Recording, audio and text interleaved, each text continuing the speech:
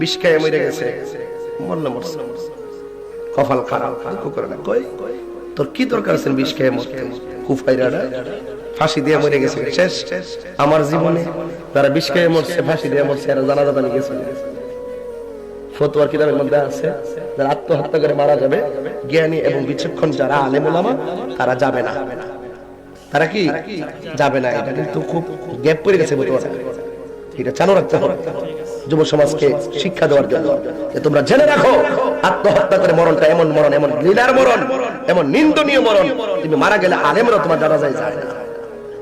এটা সচেতন করার জন্য বলতে হবে, ঠিক কিনা বলেন? তোমার যদি বিরহ থাকে, তোমার বন্ধু বান্ধবদের পাল্লাই পড়ে রশি যখন গলায় লাগাইবা, তোমার চোখের মধ্যে তুমি ভাববে আমার প্রিয়জন আমার কষ্ট দিছে, তোরে ময়রা বুঝাই দিয়া যাবো তোরে আমি কত ভালোবাসছি, তোমারে ময়রা বুঝাই দিয়া যাবো আমার কোনো দোষ নাই। বাস সব স্মৃতি তোমার চোখের সামনে, চোখের পানি ফালাইয়া কান্তাছে, আর গলার মধ্যে রশিটা লাগাইয়া চেয়ারের উপরে খাড়িয়া চেয়ার লাত্তি মেরে ফালাই দিয়া রশির যখন জুল্লে গেছে, 1 সেকেন্ড আর প্রিয়জনের কথা মনে নাই, তখন তুমি 1000 বার বলবা আল্লাহ আমারে বাঁচাও, আমারে বাঁচাও, আমারে বাঁচাও।